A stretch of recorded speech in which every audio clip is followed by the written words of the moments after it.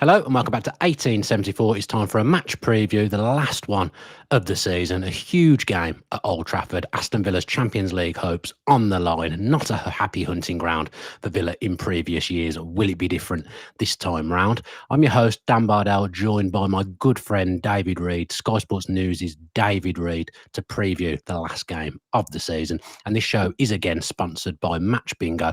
I'll stick the QR code up through the show, but do check out their app. It's a little bit of fun in a football match, and I did win actually on Tuesday on Man City's game. I won £25. So get yourself some bingo cards, enjoy the football, and the bingo just a little added extra if that's your kind of thing. So do check out Match Bingo.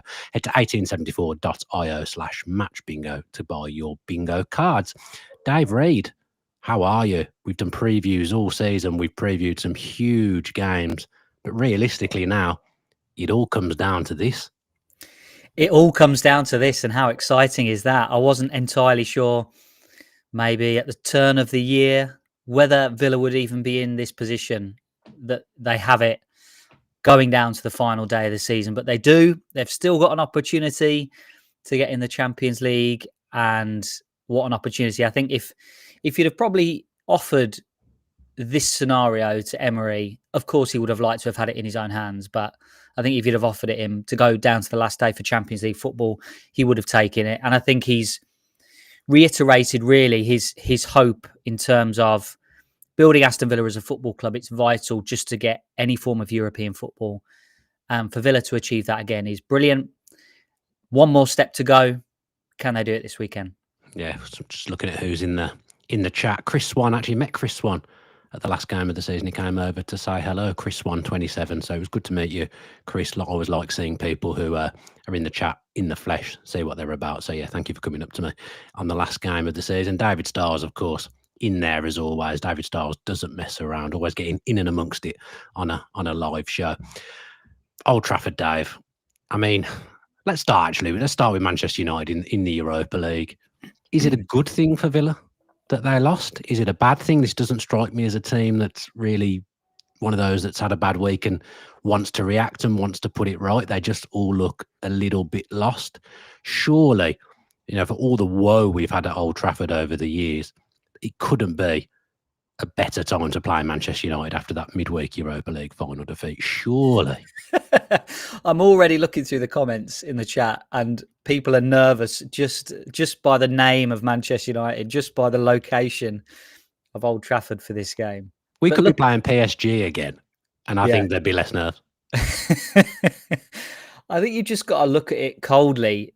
This Manchester United team are a shambles, and I had a quick look at the bookies this morning, and I think Villa are favourites for the game away at Old Trafford. How many times could you have said that in the last 10 years that Villa are away and the bookies favourite to beat Manchester United on their own ground? Look, I think if Manchester United win the Europa League, everyone will be saying, "Oh, this is a good time to play them because they'll be still celebrating. They haven't got anything to play for." And you look at the manner of the defeat on Wednesday night, and then you think, well, they've got nothing left. There's nothing left in the tank. There's nothing left, I think, mentally for them. And Villa have just got to turn up, play their own game, and they should roll over. There's two different ways of looking at it, whether they win or lose the final. I don't think Manchester United are capable of... If Villa are at their best, I don't think Manchester United are capable of beating Aston Villa. So if Villa perform to their best, I think Villa win this game. And they should win this game fairly comfortably. I think the only reason that fans are worried is because of what's happened in recent years at Manchester United. It's not even recent years, Dave. 2 in 29 at Old Trafford. Yeah. That is an absolutely awful record. That must be the worst record that any individual Premier League team has at an individual Premier League ground. It just has to be. I mean, to be honest, the record's not brilliant at Villa Park. There's only been 2 wins in that same space of time. So overall, in the Premier League era, Villa have beaten Manchester United 4 times. That is like nothing I've ever heard. No, yeah, it's bad, isn't it? It's bad, and it, memories, Premier League, FA Cups, just growing up facing Manchester United, it was horrible. It felt inevitable. Really, growing up, that Villa would lose against Manchester United, be it home or away in whatever competition. But the tide is changing on that. And yeah, I know recent record isn't great and long-term record isn't great, but really Aston Villa should be beating Manchester United. And Unai Emery's spoken in his news conference today. He's not talking like you and I are talking right now in terms of if Villa play to their best, they win this game. He's talking to the players indirectly, really, through the media today, saying Manchester United is still a great club. The head coach is still a great head coach. He's coming at a difficult time, and he's trying to tell the players that this is not going to be a comfortable turn up and win the game scenario. Villa have got to go into this game thinking that it's going to be their cup final, the hardest game they're going to play this season. And that's the mindset, that's the attitude that Villa have to go in. And I think Villa will dominate the game, dominate the football. And if they can convert the chances, I think they'll go on and win the game. Yeah, I'm just going to flash up the thumbnail here that Lee's created for us. Our thumbnail game is on top form at the moment on the channel, so show some love in the comments and on social media for Lee's thumbnails. Looking at Garnacho there, absolutely bewildered after the game on that picture. And then also listening to what he said post-match day. I don't know whether you saw his post-match comments, kind of basically kicking off that he didn't start. It doesn't point to a happy dressing room. It points to a fractured dressing room. Lots of players' future up in the air at Manchester United. However they line up, it feels like you are kind of coming up against a team that is at the end of their rope here and a team that just wants the season to end. So surely there is no danger of them turning up and playing like prime Barcelona or prime Brazil on this occasion, because it is so fractured there, especially given Wednesday night. Now all I'm thinking about is that meme where the camera goes down the line and it's like Xavi, Busquets, Yeah, Iniesta, Messi, and it's like, yeah, Man United will turn up and turn into that team this Sunday. Yeah, I mean our friend Flex his head is gone.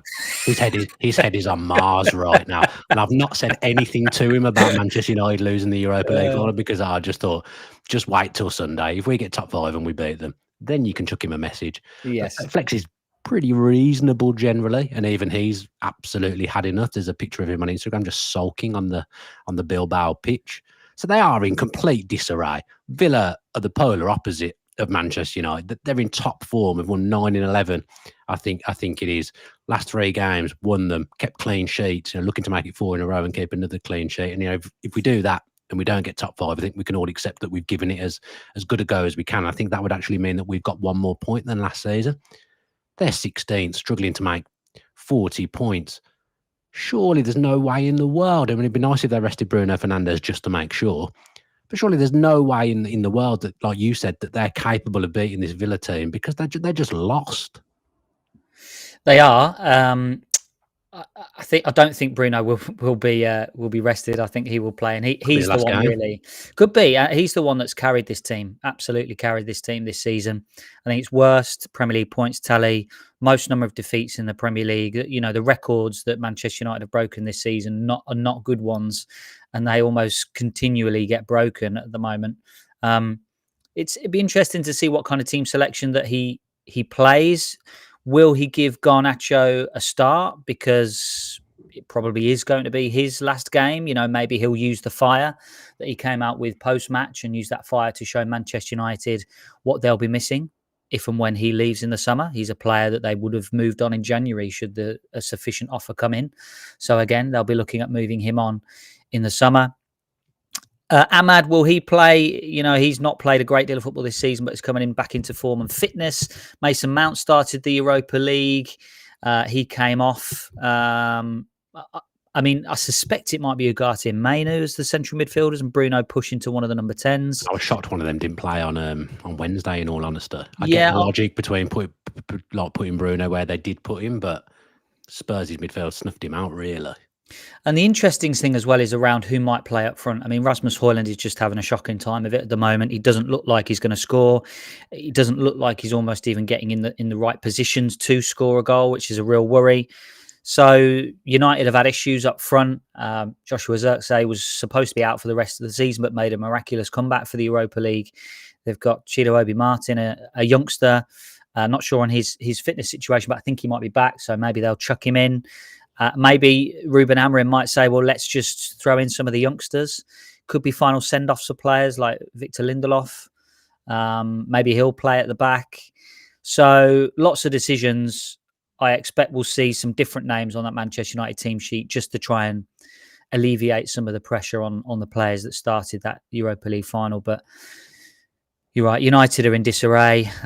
Questions, I'd be asking questions around the hierarchy, around what they did last summer, around what they're doing this summer. I'd be asking hard questions of the head coach if I was in charge of the club, which obviously I'm not. I'd be asking what they're going to do this summer. Do they go all in with Ruben Amorim and buy players for his system? Do they skew it slightly and buy kind of some players for his system and then some players that could also operate in a back four should they decide to move on from the head coach at the start of next season or by the time we're 3 months into the new season? It's a crossroads once again for Manchester United on and off the pitch. And I don't really know where they go from here and where, the key decisions are going to be made in the summer in terms of player recruitment, the head coach. And for Villa, it's a very different story because everybody seems to be aligned on and off the pitch as to where Villa are headed. Unai Emery has said today, if he starts the season with the same group that ends this season, he will be very, very happy. He did start laughing afterwards. He said, my holidays will be better if I know I'm starting with the same group as I finish this season. But he is expecting ins and outs in the summer. He says they have to be alert to what is going on. So you would expect ins and outs going into the new season from Villa. But it will be, I suspect a much less turbulent summer at Villa than it will be at Manchester United. Yeah, Sean O'Connor's just said here, which is blowing my mind, and he's absolutely correct. Dendoncker was in midfield last time with Louise. They could not get around the field in the second half. Won't happen this time. That feels like it was years ago. Yeah. I mean, it was December 2023, in fairness, but it feels longer ago than that, doesn't it? Like that's incredible to think that. What we do the math? 15, 16 months ago, Dendoncker was lining up in central midfield for Villa, and Emery talks about that group. And you've spoken about potentially could be Manchester United players last game for the club, could be some Villa players last game for the club as well, and they'll want to go out on a high. I mean, my understanding and my feeling at the moment is that he's looking extremely likely that it will be Emi Martinez's last game in a Villa shirt. If we don't qualify for the Champions League, there could be others that are sacrificed as well. The players are going to want to go out on a high, and we let ourselves down in the FA Cup semi-final, but this run that they've been on recently has been absolutely incredible. It'd be a shame now if it was all for nothing and the players kind of... I mean, qualifying for the Europa League is not a low. Obviously, we're just talking about Manchester United and all the trouble that they've got. But for players to leave and Villa to go into the summer knowing that they're in the Champions League, as Emery said, it makes for a much more enjoyable summer. So there's no doubting that this game is probably as big as they come when you think of the riches that come with being in the Champions League as well, the things you can do if you qualify for the Champions League consecutively. Villa have had plenty of big games over the last few years under Emery, big games under Dean Smith as well, playoffs, relegation, last day battles. This is as big as anything, really, isn't it? As big as anything. I mean, there's no, you're thinking back to the playoff final where Villa could have gone into the abyss and almost did at one point after the playoff final. So it's not quite the future of the club on the line here. But the fact is that it's 100 million quid into the club if you're in the Champions League. It's a very different financial packages you're able to offer players.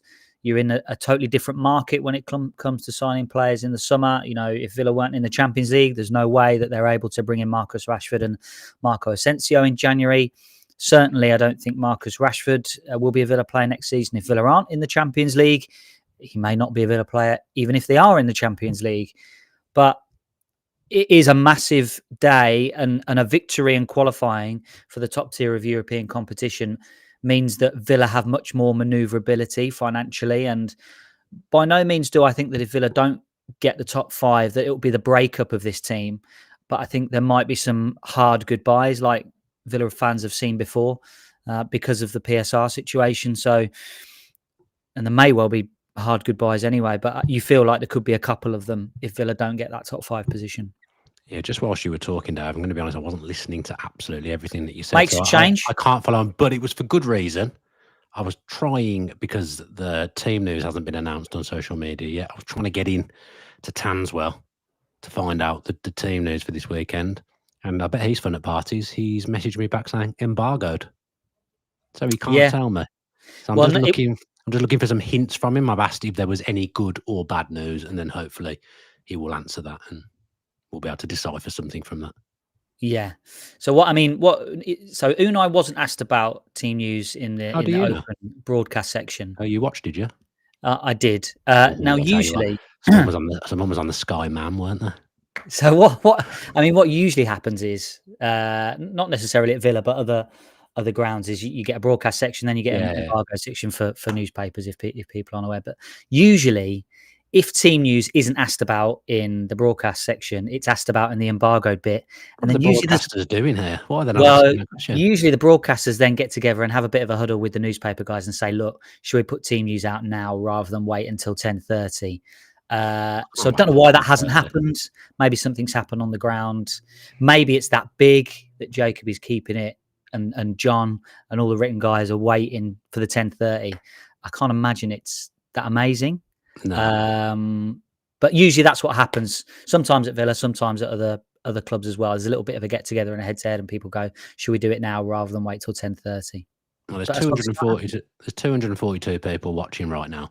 Jacob is online but not replying to me.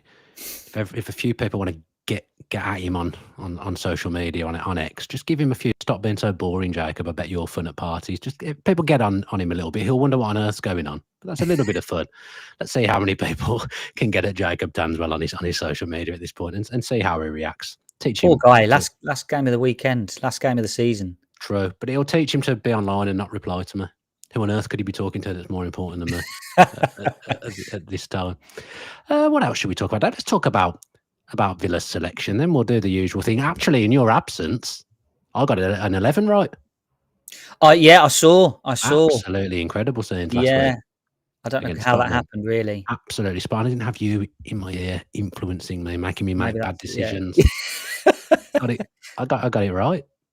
So well, very well done to you. 37 games, isn't it? Does your potential team selection for this differ? I don't want to chuck another kind of nervousness into the internet space, but Villa against teams that play three at the back.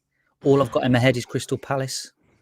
Can't think out off the top of my head how Villa have done against teams that have played three at the back as their most used formation. But that's another thing that's slightly in the back of my mind. But Crystal Palace are obviously very well drilled. Yeah, it's difficult, isn't it? You know what, as well? I predicted the team right last week, but I actually can't remember who played centre-back. Torres or Mings? Who played centre-back last week? You can't remember either? No, I can't remember either. I think it was Ty, wasn't it? I think it was Mings. God, how can I not remember that? That's a shocker. I think it was Mings. I think it was Mings. Or was it? I'm now completely doubting. Someone will tell us. Tell you how interesting the first half of that game is. I just can't, like, oh god, yeah, I just can't remember. Yeah, it was a pretty dreadful first half, wasn't it? Was it Mings or was it? I'm gonna have to look. This is terrible YouTubing from us and podcasting in general. People are unsubscribing as we speak. It's so long ago now, though. And our team, like, we keep generally the same lineup at the moment. There's always 3 or 4 changes. It was Torres. Was it? There you go. We've had a stinker there, haven't we? What did I think? Oh, Mings played against Bournemouth. That's the confusion here. Okay, so I'm just looking at the 11 now, refreshing my memory from the Tottenham game. Martinez, Cash, Konsa, Torres, Matson, Rogers, Kamara, Asensio, Onana, McGinn, Watkins. I think one change is what I'll go with. And what's your change? Luka D. Do you? I'm not saying I'd do that. I'm saying that's the one change I think we'll make. I think he'll probably go with the same team. Do you? Yeah, I do. I thought Matson was brilliant, by the way, against Tottenham. I thought he had the best game defensively. I mean, Tottenham were no great shakes, obviously, but yeah, I think I just feel like Matson can hurt Man United defensively, and he may. You know, I'm saying this out loud, but I'm not overly concerned about United danger from out wide. Yeah, you know, it's not like Dallo or Mazraoui are going to run round him. I suspect. No, I'm just looking at our bench last week. There's no one there that I think is heavily breathing down the neck. I'd expect Villa to have more of the ball than Manchester United, which speaks to Pau Torres. But I guess at the moment we don't know whether Tielemans is back. If Tielemans is back, does he play instead of Onana? Absolutely, yeah. I've quite liked Onana and Kamara in recent Onana's been weeks. brilliant, and I think he. I mean, I suspect that Tielemans won't make it, and Onana will keep his place. But I mean, yeah, Onana's been great, but I think if Tielemans is fit, given what he's done this season, he has to play. I just think as well that I've completely forgotten what I was going to say. We've absolutely gone off the boil. We're on the beach, Dave. Already on the beach. We are on the beach On holidays. at this point. It was a really good point. Oh, I've remembered. When we played Man U in October, which obviously a completely different time, Villa were in a completely different place at the time. Philogene played that day, for God's sake. We gave him too much respect. I hope we don't do that at Old Trafford. Admittedly, it's a huge, huge game for the club. I've just billed it as the biggest game ever, of course. But I hope we don't give them too much respect. Because one, they don't really deserve respect at the moment. Two, we are just better than them. Let's just go at them. If you think I'm trying to think of other games where we haven't gone at teams. Man City away. Man City are better than Manchester United by far. But I thought even that day, if we'd have gone full tilt, I think we could have really put some pressure on them and won that game. But we didn't. We kind of were a little bit passive, I thought, at times. I really, really hope that we don't do that against this Manchester United side, because you don't want to be coming off that pitch with regrets at not going full tilt against them, in my opinion. Yeah, I think. So I guess it's your kind of opinion of how what you mean by full tilt. I wonder whether Unai Emery might use Attack. this game. I'm talking about attack, just attack. Yeah, I wonder whether Unai Emery might use this game as a kind of almost like a European game, a European knockout game, a kind of one tie, one game. It doesn't matter about the performance. All it matters is getting the result. And I wonder whether he'll treat it like that. And maybe Villa will, as I suspect, dominate the ball. But I don't think Villa will open up and go at Manchester United. I think it might follow a theme where, the first half is pretty tight, but you come away at half time and you think Villa decide to go for it. They've got this. It might be one of those 45 minutes where, maybe Villa have had a lot of the ball, haven't created a lot, but Man United look a little bit fragile. And then it comes to the second half and Villa decide to open up a little bit when it comes into the second half. I just wonder whether that might be a theme. What you don't want to do is kind of get any sort of momentum against you at Old Trafford, because, look, I know the converse of that is that if you score early, the United fans, it's going to be a horrible place to play, isn't it?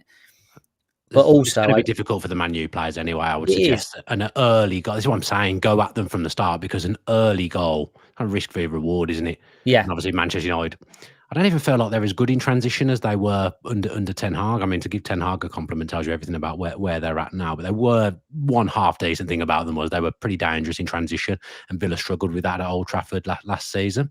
Obviously, it's a completely different season now with a completely different group of players. But I don't even feel at the moment like they've got that. Ahmad is a great player. He's going to be a really, really good player for Manchester United, someone to build the team around. But I guess also you could also say that Tottenham, that's kind of provided a blueprint on Wednesday, but I wouldn't want to see us play like that. It was a bit of an ugly game, though, wasn't it? There was It was ugly as sin, Dave. There was no, playing out from the back from Tottenham. It was kind of every goal kick was long, scrap second balls in midfield, and then defend. And Villa get a grubby 1-0 win like that against Manchester United and qualify for the Champions League. I wouldn't be moaning at all. Of course, yeah. At the end of the game, I'm delighted with that. Of course. And the simple thing is, it doesn't matter if Villa blow Man United away 4-0, 5-0, or is that grubby, ugly 1-0 win. If Villa finish in those Champions League places with a victory, it just doesn't matter. So I guess the other thing is, you don't really want to give Man United an opportunity to build any sort of confidence in the game. You kind of want to stamp on them early.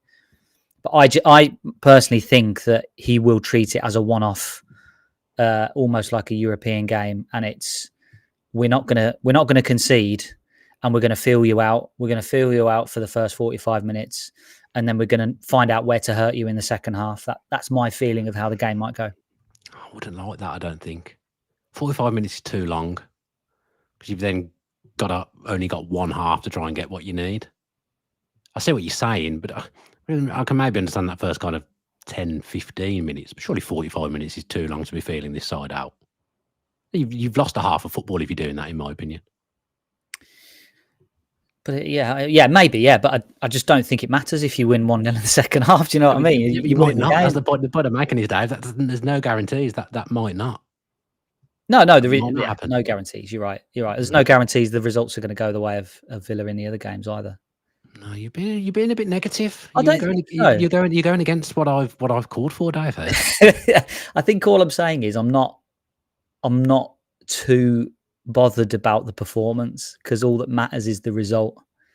Yes, Like a cup agreed. final. That's the kind of theme I'm trying to get across. I guess the good news is, we've been keeping clean sheets. We're not going into this game conceding silly goals or struggling to keep the ball out. We've kept clean sheets, and by and large, we score. So, if you can keep a clean sheet against Manchester United, surely we'll score. Surely not another 0-0 like at Villa Park. Yeah, you'd think so. That was another kind of tough watch, wasn't it? The home game against Manchester United, because it was one of those games where you felt like if Villa had enough gas and stepped on it, they could have won the game. But I just think they were a little bit leggy, weren't they, in that game against Manchester United at home? Okay, Dave. I think we've covered everything. Anything else that you'd like to cover? Have you got any kind of tactical insight, any way that you think it's a killer question for me, to be fair, to put you on the spot without prep, but is there anything you've seen from Manchester United and you've thought that's an avenue to hurt them? I mean, it's going to killed you there, to be fair. It's going to sound very harsh, but all over that first 11, over that first 11. What you don't want to do is give them space on transition, and hopefully the two central midfielders can negate any threat from their two number 10s. The centre backs don't really fancy him particularly, so if you can get down the sides of them, Ollie Watkins has got to occupy one or two of those centre backs. But I think it's one of those games where if you kind of concentrate on yourself and you impose your game plan on them, I really don't think there's a lot that Manchester United can do. I think the fullbacks might be quite important as well in terms of how they defend and how they're able to support in attack. So could be an important afternoon for Martson and Matty Cash on the other side. Or Lucadine. Yeah, Cash has been really good recently as well. Really, really consistent across the back end of this season. Right then, let's finish with hot/freezing cold takes. And in your absence, I did a preview with Jacob for the Bournemouth game as well, and he made me do a score prediction. I actually got a score prediction right as well. What is going on? Are you wearing the same pants and the same shirt as that preview? I mean, I do wear this T-shirt and stuff a lot around the house. Potentially wearing the same clothing that I was wearing when I made that prediction. Let's keep up the score prediction theme then before we do the hot/freezing cold take. What's the score going to be, Dave? Shall I just be miserable then and go for the grubby 1-0? Off the backside, grubby 1-0. You've been quite grubby throughout this preview, so and throughout the season. No, you've been good through the season, good for the channel. You get a good PD. You get a good PDP at the end of the season. I would say, Dave. But yeah, if I'd have had to have guessed the score that you would have predicted, I'd have said 1-0. Would you? What? Yeah. At the start of the pod or halfway through? As we've moved through the stuff you've said. You've done very Jose Mourinho through this podcast, I would say. What am I going to predict? I'm going to say 3-1 to Villa, just to clarify. 3-1 to Villa. And do you think the results go Villa's way? I can't. I probably said this on the channel previously.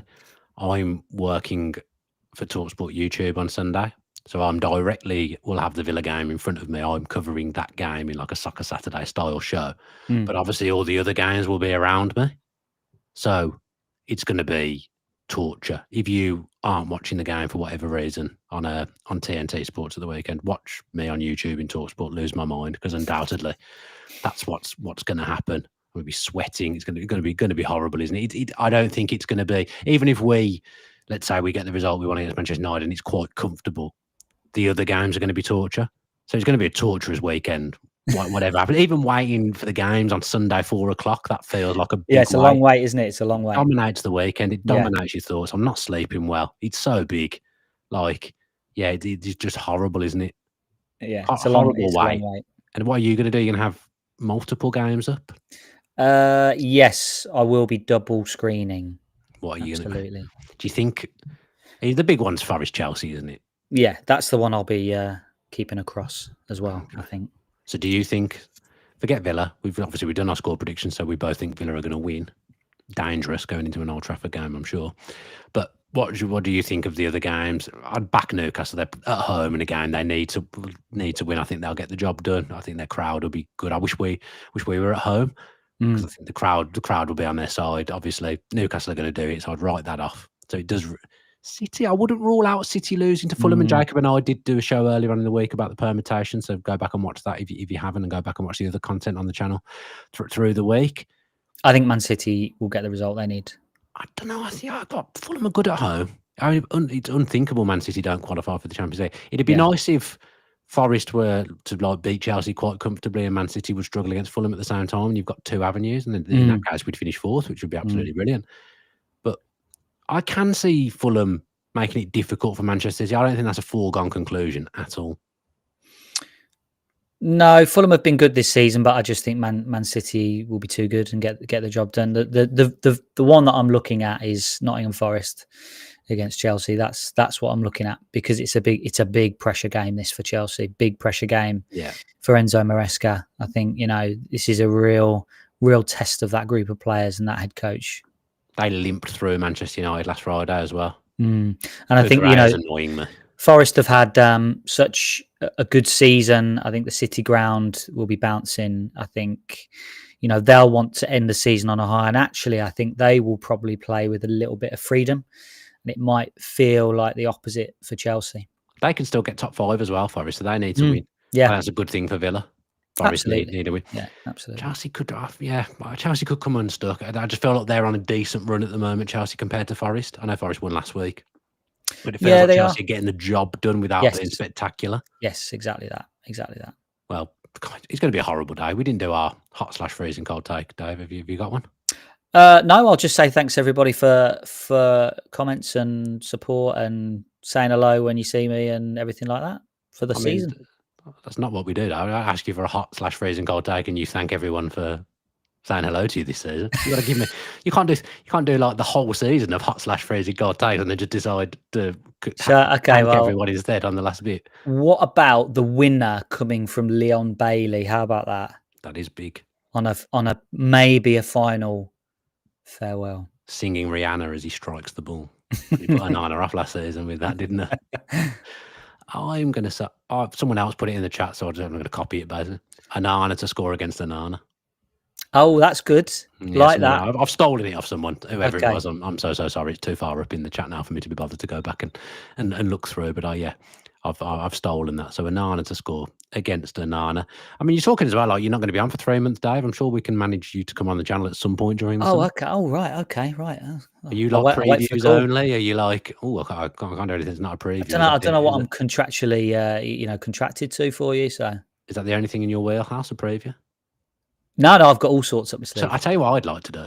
Some Dave Reid bulletins. Very Sky Sports Newsy. Dave Reid covers the Villa news of the day, all of the week, and does a bulletin show. Reading off an auto cue.